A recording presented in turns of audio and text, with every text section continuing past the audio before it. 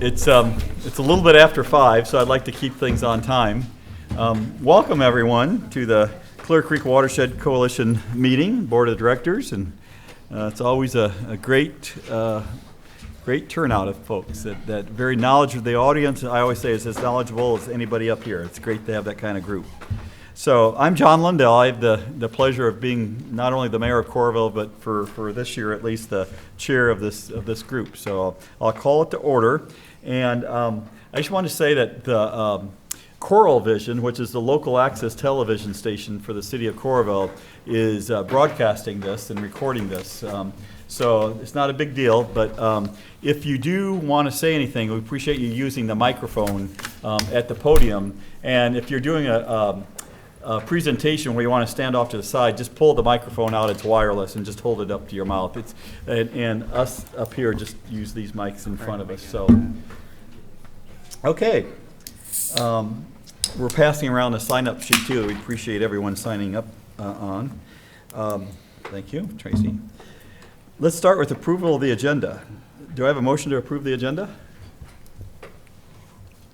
I'll move. Tracy moves, and seconded by? L. Okay. Assume we're all in favor? The Aye. agenda's approved. Mm-hmm. Next item is approval of our last minutes, which are from April 17th. I'll move for approval of the minutes. Okay, moved by Tracy again. Seconded by? I'll second. Stewart. Thank you. Any discussion or corrections? All in favor say aye. Aye. Okay, the minutes are approved. Okay, let's do introductions maybe. We should do that. I think there's always a few new people in the audience. So Jennifer, we'll start with you. And I'm Jennifer Fensel, Environmental Services Director for East Central Iowa Council of Governments, and I'm doing the planning work for the Clear Creek Watershed. Can you hear me? My name is John Rathbun. I'm the Clear Creek Watershed Project Coordinator. I'm Jody Bailey, Soil Commissioner for Johnson County Soil and Water. I'm Casey Hutchinson. I'm with Johnson County Planning, Development, and Sustainability. Tracy Mulcahy, City of North Liberty. John Lundell, City of Coralville. Al Havens, City of Tiffin. Ben Clark, City of Iowa City. Stuart Moss, Soil Commissioner for Iowa County. We don't need to use a microphone. Just go ahead and if you would just introduce yourself in the crowd. Who would like to start? Go ahead, gentlemen. I'm Jacob Adoli. I'm a resident PhD student here. Welcome. Joel Singley, I'm also a PhD student from the University of Colorado. Oh, good. Karen Emanuelson, also a PhD student at Colorado State University, doing some research local here. Wonderful. I'm Stuart Moss's wife. Oh, sure. I'm Maria Urice from the Tallgrass Prairie Center, partner. Tom Oswald, Iowa Homeland Security and University Management. Kate Giannini, Iowa Flood Center. Mary Beth Stevenson, Iowa DNR in the Watershed Improvement Section. Craig Just from the Iowa Flood Center. Ruben Vine from the University of Iowa Center for Evaluation and Assessment. Great. Mike Wolf, City of North Liberty. Amy Foster, City of Coralville. Aaron Grove, Water Resource Engineer at EOR. Super. Thank you all for coming. And as you've heard me say at previous meetings, if there's an item here that we're discussing that you'd like to comment on or ask a question, just raise your hand. I'll be glad to acknowledge you. Okay, item 3 is the Clear Creek Watershed Planning Process Update. And turn that over to Jennifer. Great. So this is a little dangerous, but I'm going to probably yield my time to some of the other presenters tonight. Not Craig. No, I'm just kidding. I'm just kidding. So we are working on the on getting the plan put together, and I was going to distribute and talk over some of the revisions that we've made to the goals, objectives, and implementation strategies. But it's kind of complex, and I really would like to get a little more input and feedback from the technical team before I do that. But just to sort of show it off, I mean, it's a big table with lots of complicated moving parts, and so I'm just going to sort of say we're working on it. More to come later. It will actually, I think it's going to be worth the investment of time. It's going to serve as basically a roadmap for the watershed in implementing the plan, and hopefully very useful for future grant proposals and for projects getting done throughout the watershed. So I'll just sort of leave that part at that. And then I just wanted to say. Can I just say, sure. when it's time, I'm sure it'll be on our website. It will. Yeah, It so will, just- and there'll be plenty of opportunity for people to provide input, comment, and for revisions to be made. But I just feel like at this time, Yeah. it's probably not quite ready for that thorough of a go-over Okay, right so yet. Stay tuned. Yes, stay tuned. I did want to just mention, it's really not on the agenda, but ECICOG also administers the Iowa Watershed Approach Grant through Johnson County, which is benefiting the Clear Creek Watershed. And I wanted to say that we are very busy at work on getting environmental reviews done and getting the other steps done that need to happen in order for John to move forward with the things that he's going to present on. And so I just wanted to say we've got things full speed ahead on that. And that's really all. Okay. So we'll move on to item 4 then. Thank you, Jennifer. Practice implementation, John Rathman. All right, so I've got a brief report. I've met with 12 new landowners about practices since we last got together, including the city of Coralville. The city of Coralville has found 3 different places they can place basins or dry ponds in the Biscuit Creek watershed toward the upper end of it, kind of behind the Magellan Tank Field and south of Interstate 80. And those 3 basins, if all go as planned, will knock off about 10% of the storm flow coming down through Biscuit Creek. And my understanding is there are several homes just south of these projects that get flooded with regularity. So that's really exciting. Yeah, And it's a low and moderate income area that we would really like to preserve and assist, and this will be a great project towards maintaining that neighborhood. yeah, it's exciting. It's one of the reasons we're procuring an appraiser. Contract signed today. so All right. moving ahead. Oh, nice. Yeah. So that's exciting. Our first and second bid packages are moving through the system. There's 10 practices, mostly ponds, a few grade stabilizations. I've met with landowners to finalize all of those plans for each of those projects, and everybody's given me the green light. I've got all the paperwork set up so that when we're getting close to doing the bid letting, all I have to do is have them sign a bunch of paperwork and give me a check to Johnson County. So that's all lined up and ready to roll. East Central Iowa Council of Governments is in the process of procuring a professional ecologist to review habitat and threatened endangered species for some of our project sites. We're also in the process of procuring an appraiser, which apparently has already happened. And that's for voluntary acquisition of an access easement, is my understanding at this point. Our survey crew is up to date. There are 1 or 2 practices that they're going to wait till fall after leaf drop to do their surveying because it's pretty densely wooded. Outreach, I'm working on a second picnic. We're looking at September 21st and putting together the next newsletter. Word of mouth is spreading and accounts for many of our recent applications. So I think that's really good. I'm actually nearing the point where I'm going to have to start sharpening pencils and making sure that we don't overreach our budget.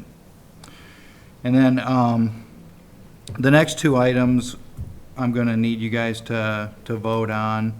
And Ben asked for the overview, and I printed out 4 hard copies of the individual site plans, and the top sheet is kind of a look at where those projects are going to be located roughly. I've also got a flash drive if you guys want me to put them up on screen and scroll through them.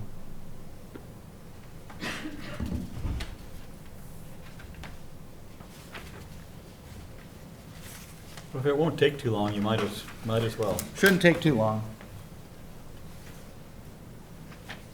And that microphone works there, so you don't need to use the hand mic if you sit down there. Okay.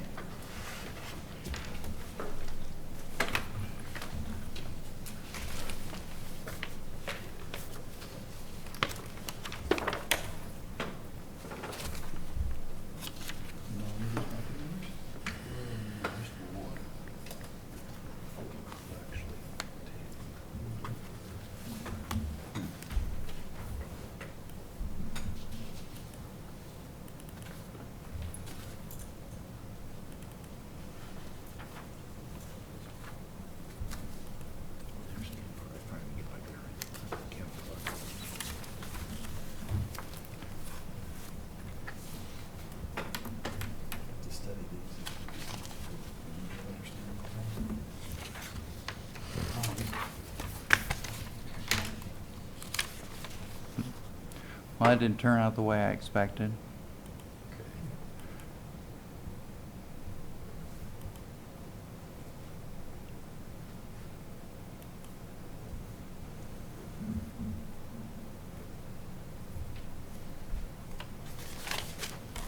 Is there a way to grab this and slide it over, Amy? Yeah. I think I saw it pop up. Oh, It popped up down below there. Just for a second, didn't it? oh, there it is. Nice grab. All right.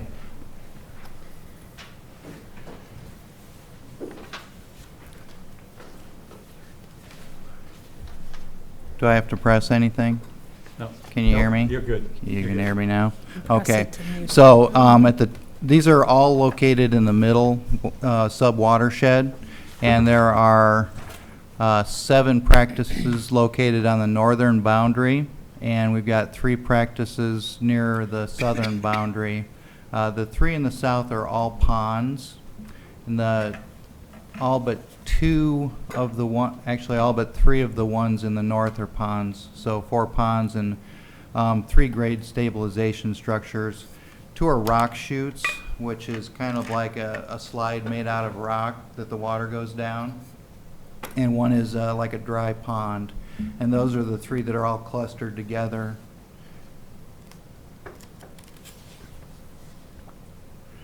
So this is the one that's furthest to the north and furthest to the west. It's a combination of a pond and wetlands. The red outlined area is wetland, and that's mostly for mitigation for covering up the wetlands that are in the center of the pond, the dark blue. There's a little bit of sort of aqua blue at the top, the northern part of that will remain undisturbed.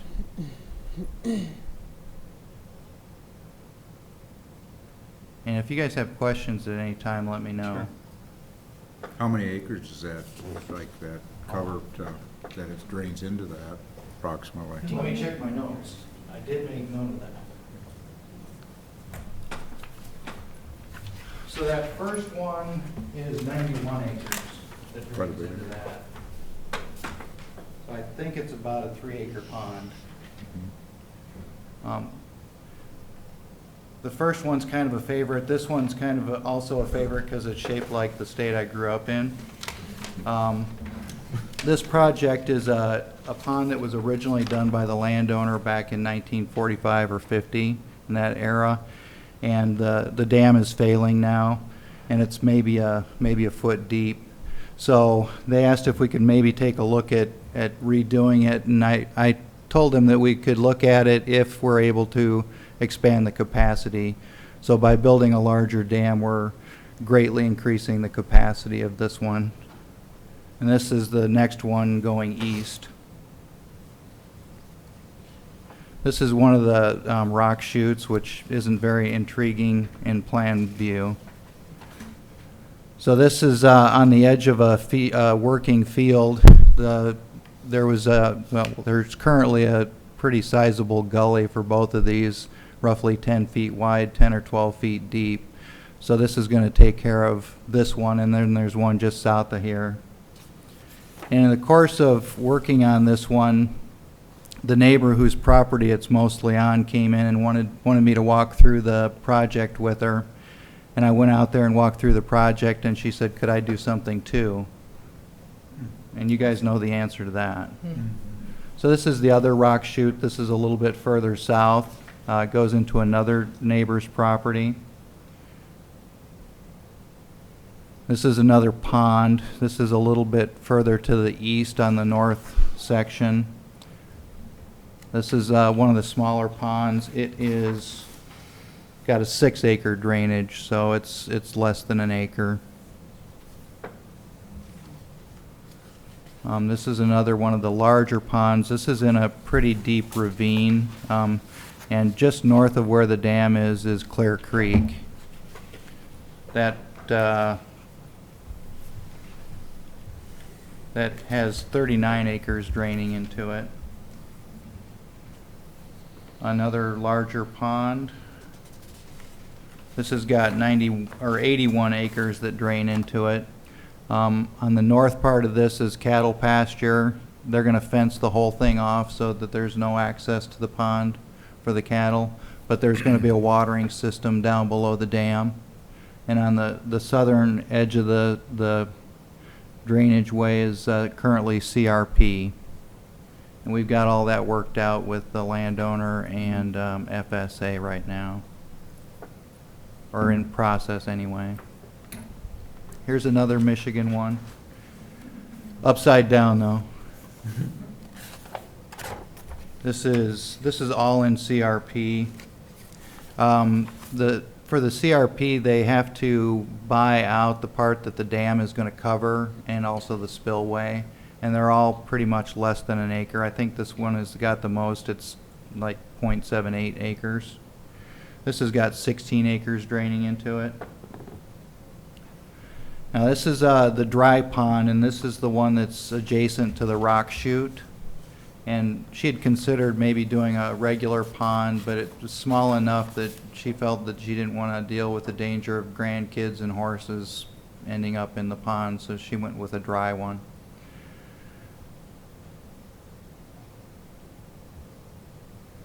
This treats 15 acres.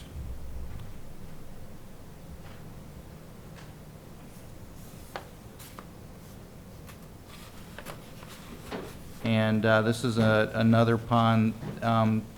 It shows fencing on this one, but they decided to not do fencing on this because they don't plan on having livestock on it.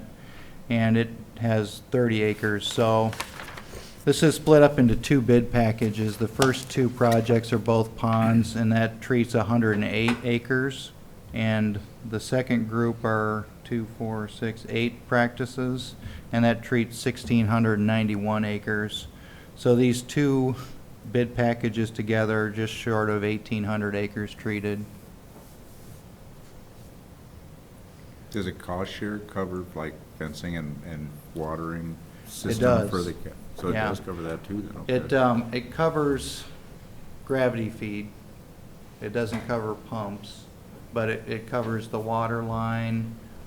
We do fencing for livestock, and if possible, I like to fence the whole thing, but we've got another landowner who's just going to be fencing off his dams. So it's really up to them and what works best for their situation. Any other questions? I just have to ask, because I'm no expert.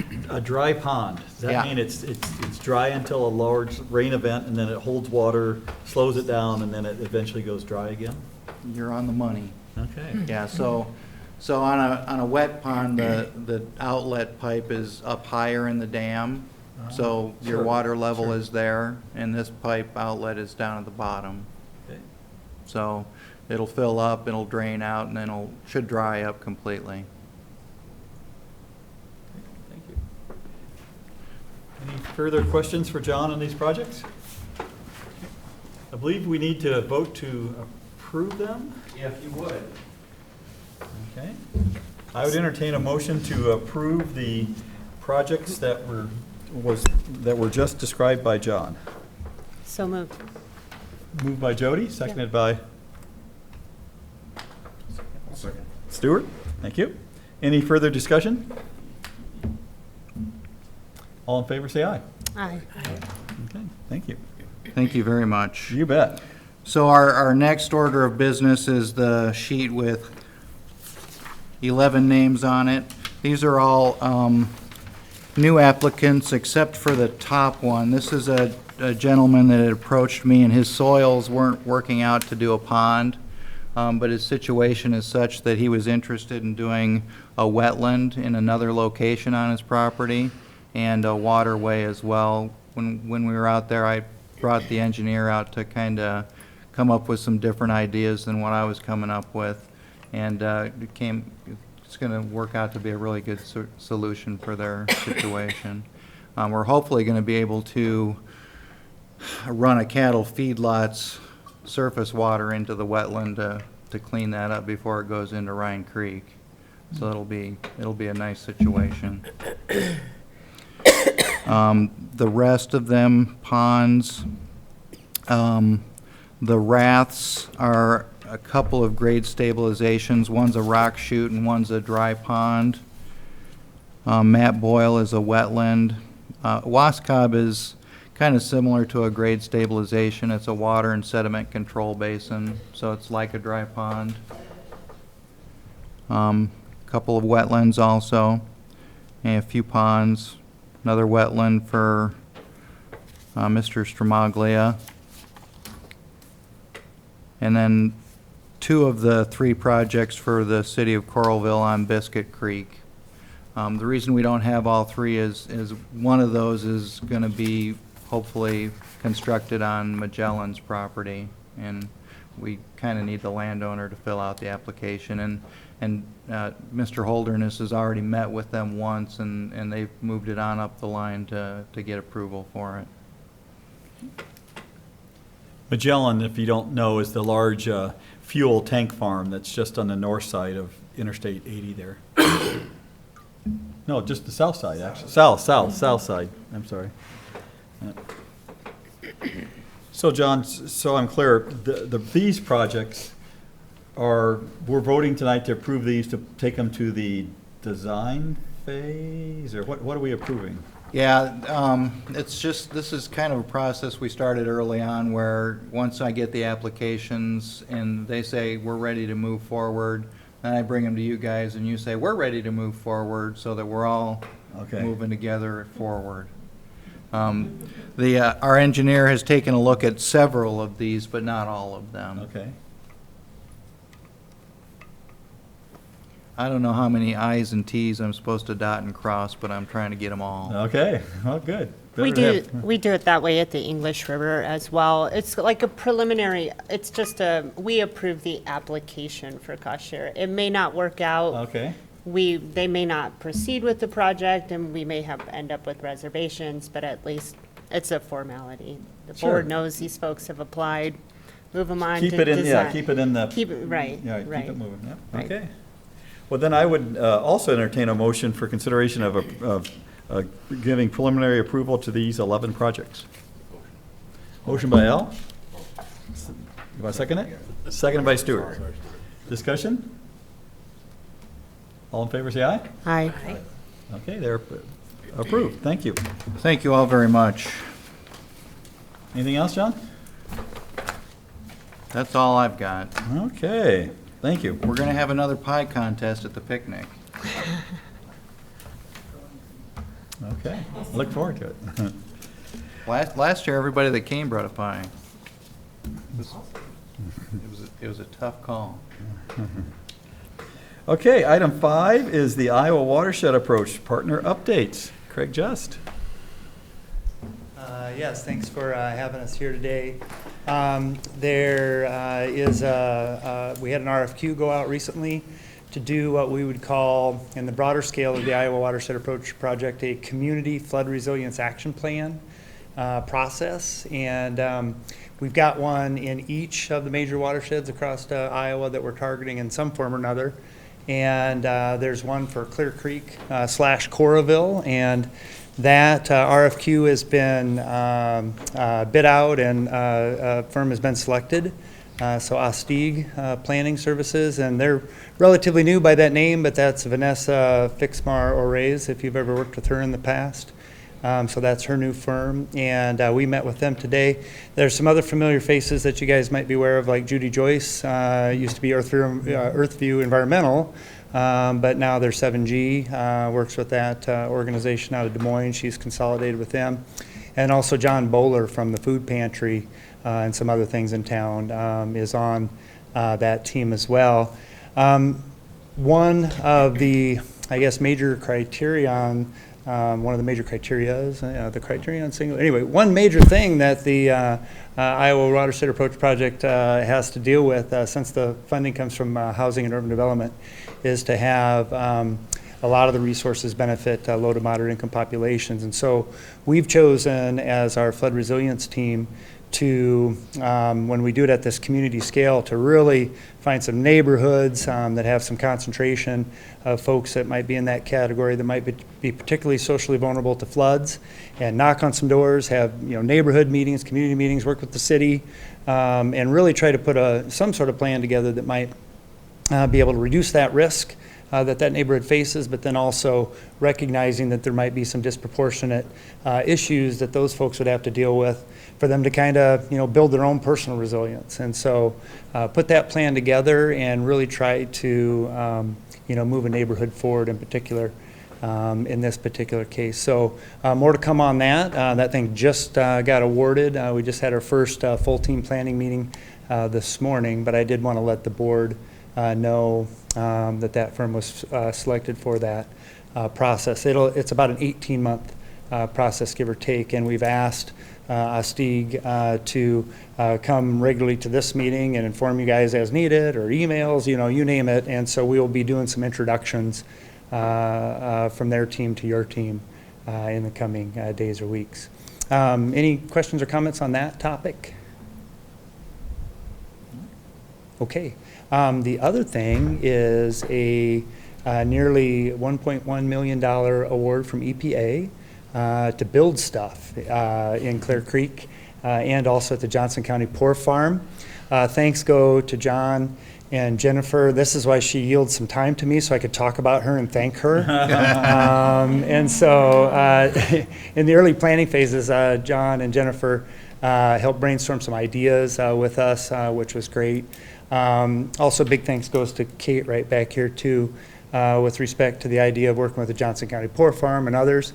You were involved with that as well, I think early on, at least somewhere in the conception phase of some of these things too. So anyway, lots of thanks for that.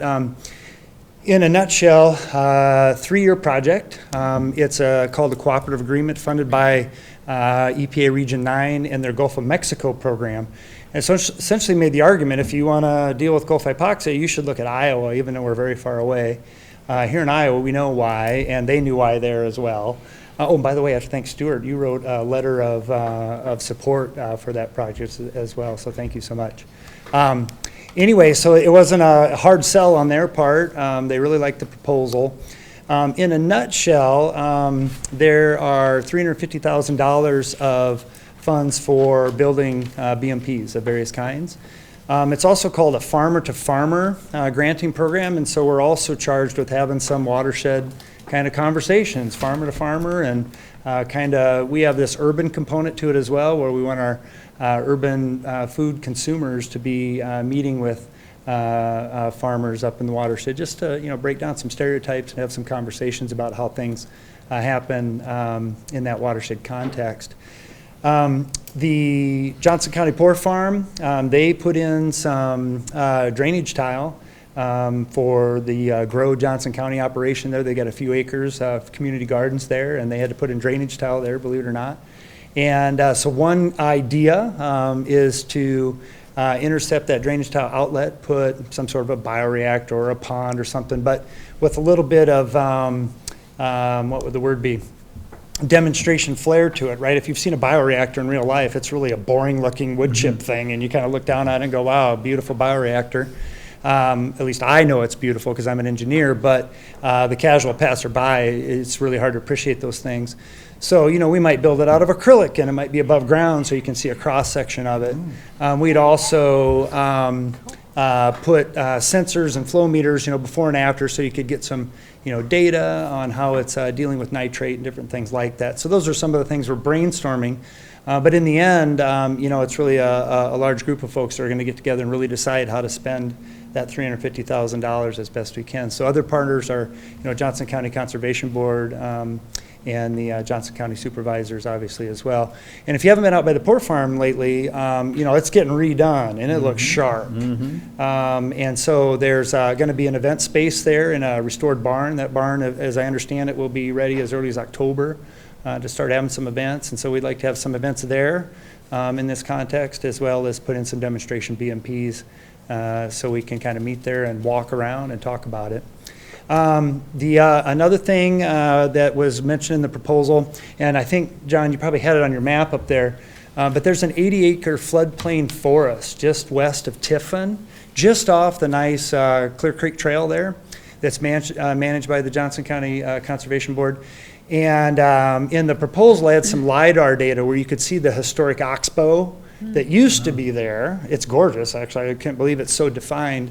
So we're gonna restore that oxbow right there. And then also, there's a bridge crossing just upstream from that area, so we'll put Iowa Flood Center style stream gauge, nitrate sensor sort of thing there, and then also do something at the outlet side of that, so then we can measure the water quality improvement attributable to that oxbow. And then again, it's right off the trail. Try to take some opportunities then for that casual passerby to kind of say, we'll do something to make a one of those little blow up flip things or something. Come look at our oxbow. I don't know what to do. I'll take your ideas. But I'm a big fan of capturing the casual passerby to say, what the heck is that over there? And then have an opportunity to do that. We will have events there as well, but many times, those attract kind of the typical crowd. Many times it's hard to get newcomers to come to those things, but hopefully we can get the word out and get a few new folks to come by as well and see how that sort of a practice might work. And then potentially, as far away as Iowa County, getting up in the headwaters, are opportunities to build some alternative tile intakes. Those things in a nutshell, I'm not an expert on these things, but I think where you can have some soil erosion coming together, you can build little mini check dams there. It'll capture that sediment, it'll settle out, and then the clearer water will then come over the top of that thing and then move on. Well, that water would still have the nitrate and different things like that in it. And so the idea is to then, instead of having that clearer water then pass that check dam, to then have that go into a saturated buffer strip such that we could denitrify it as well. And so that's it's a bit of a research, more of a research grade kind of an idea in partnership with Keith Schilling from the Iowa Geologic Survey. By the way, other partners on this project are Keith Schilling, Chris Jones, maybe been reading his blog lately, and a lot of other folks from the Flood Center.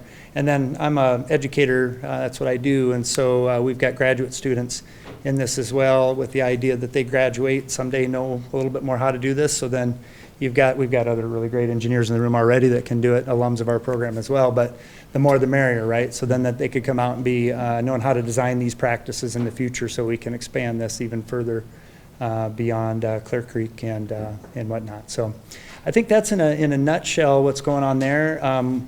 Would love to have your active participation and get the word out for these events. Come to these events as they start to unfold.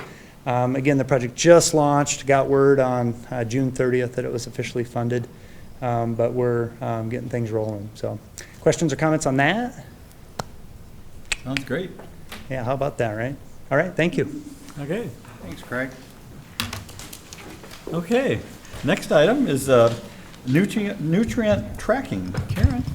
I'm going to steal this. Sure. I'd much rather stand up there. That'd be fine.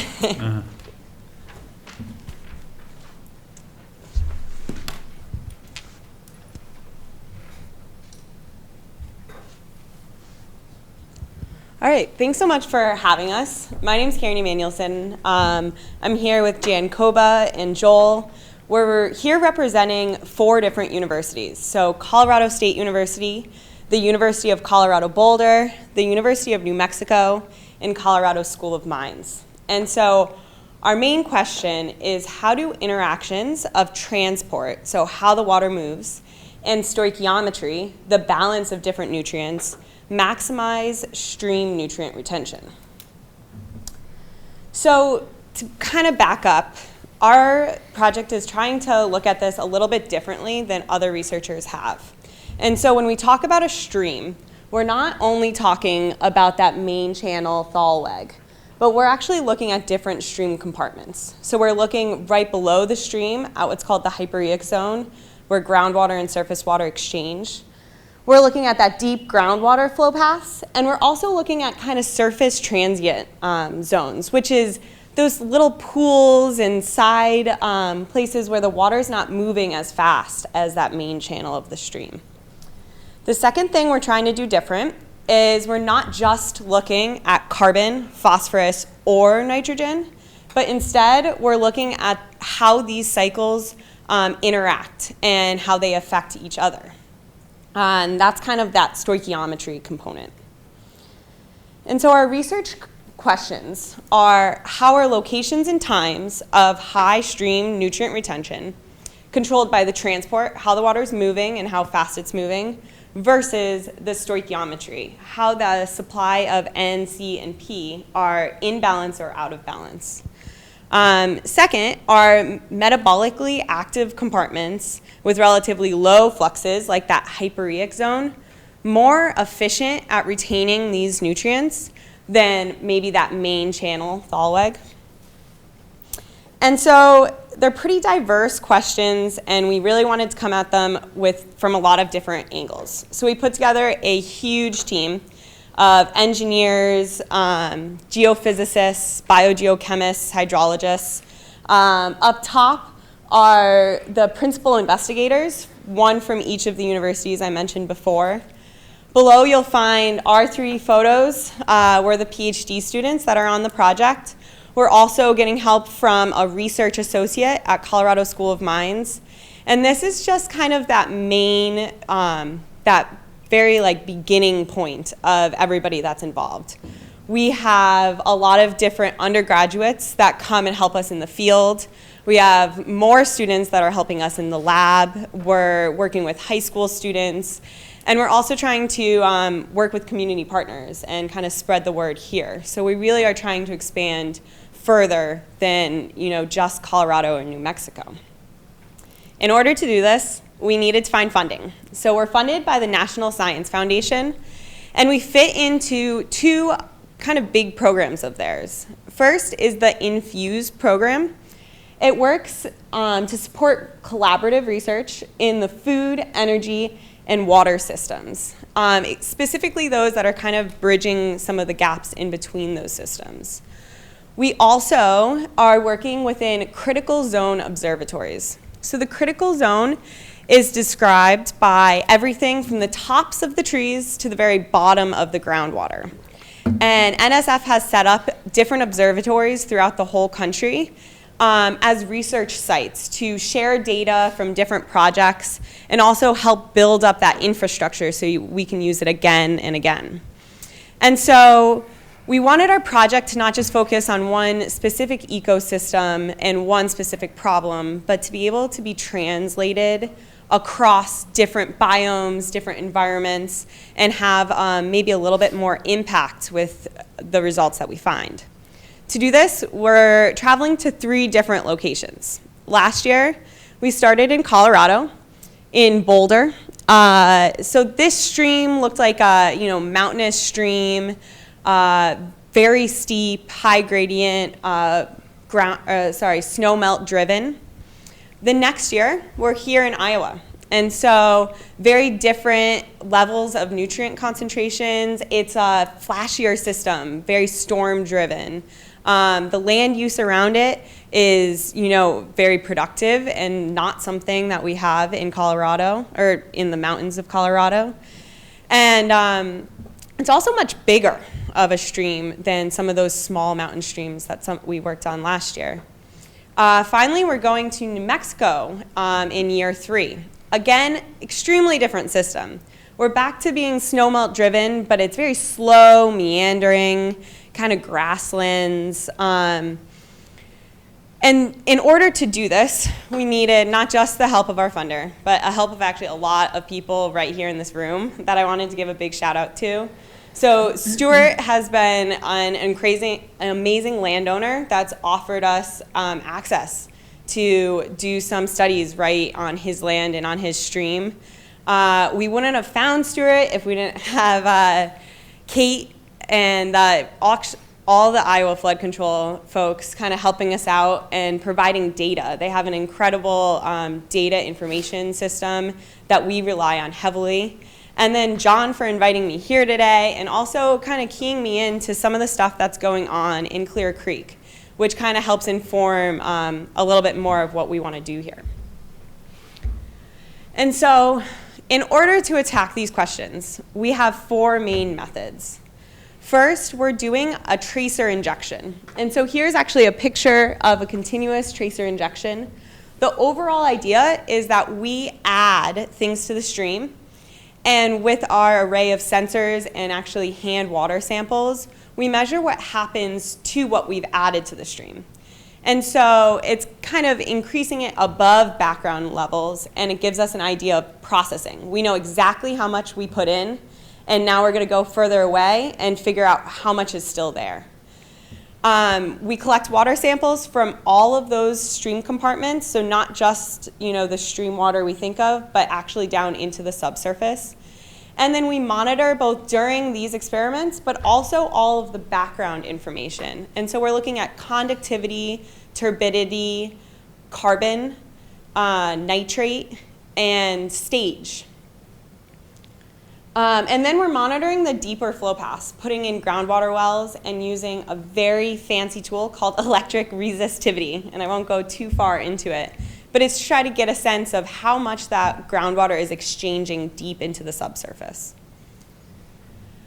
To give you a better idea of tracers, we do 4 different types of experiments. We have a conservative tracer, which is your simple table salt. And that's something that we can see really clearly with a conductivity probe. So it's kind of like our eyes of the experiment. And then we put in different reactive tracers, for us representing C, carbon, nitrogen, and phosphorus. We also use a smart tracer, which you're probably all wondering, why is this purple? That's what's making it purple, and it gives us information about how the stream is metabolizing all of this food or nutrients that we're giving it. Each experiment, first we inject just nitrogen. Next we inject nitrogen and carbon, nitrogen and phosphorus, nitrogen, carbon, and phosphorus. This helps get at those ratios. What are we seeing the most uptake? How are things changing in between experiments?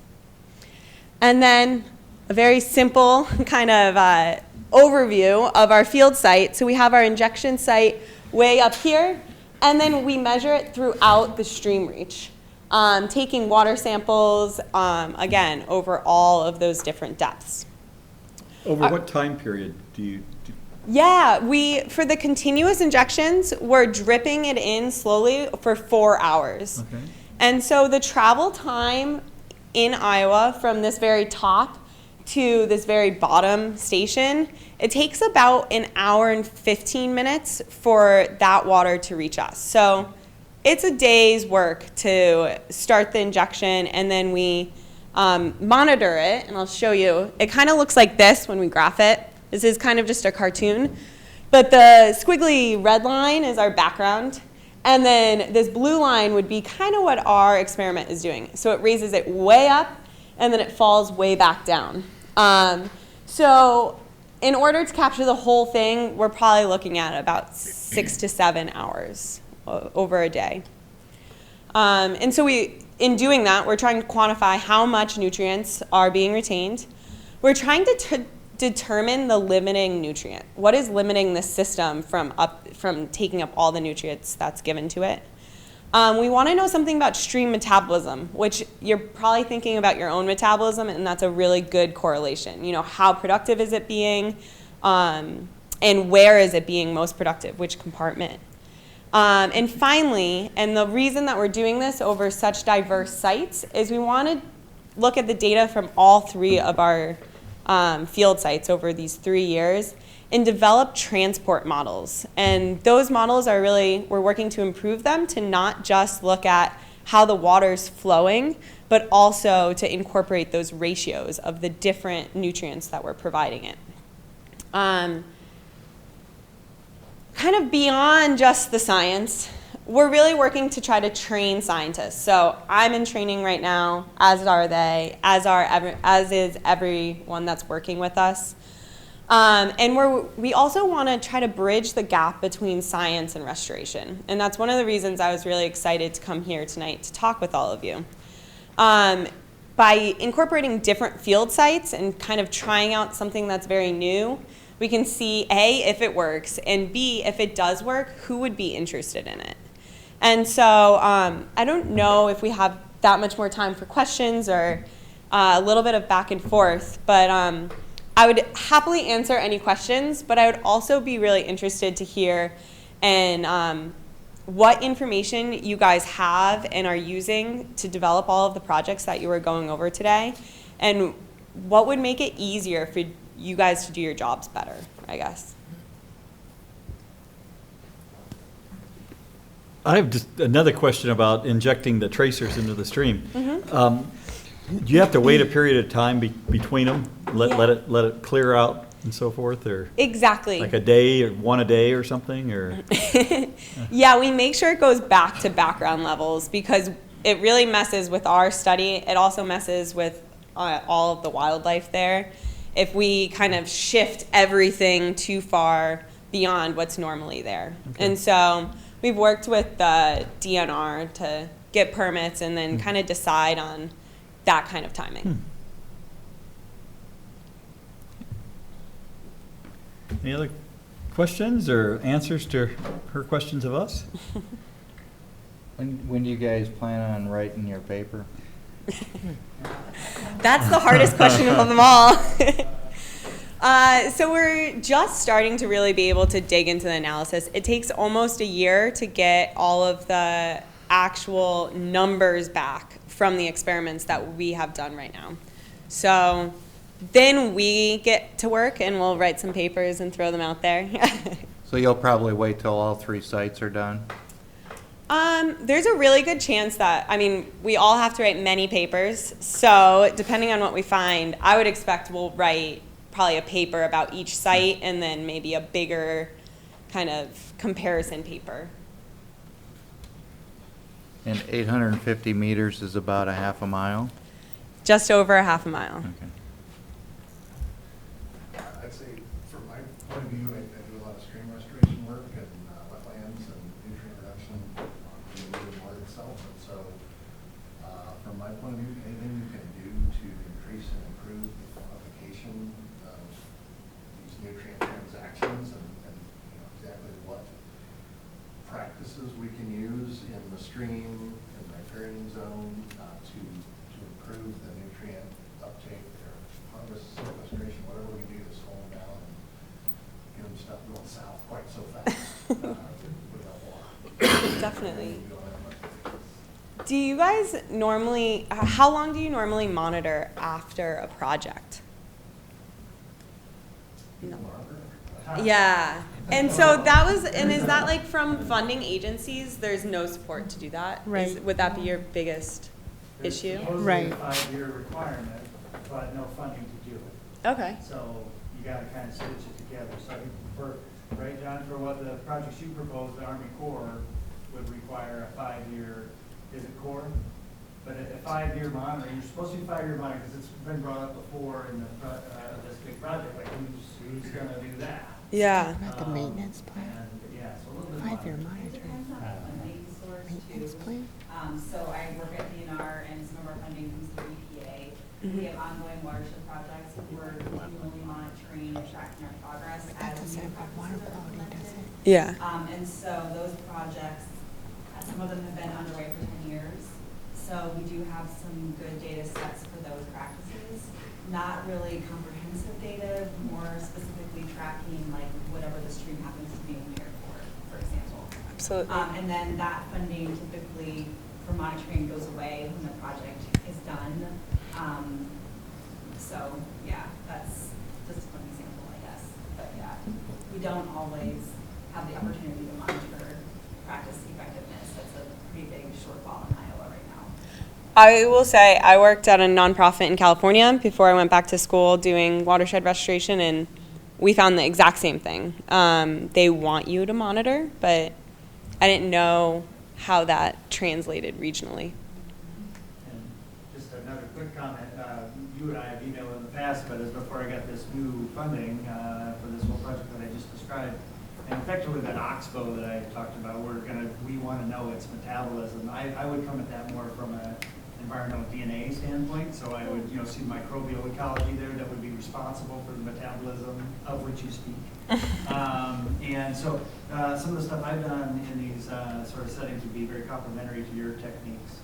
So might be nice to cross paths. If you find an interesting place where your stoichiometry suggests there's something interesting going on, then I would love to come around and look at the iron geochemistry, and then as well as just the environmental DNA to see what microbes are there.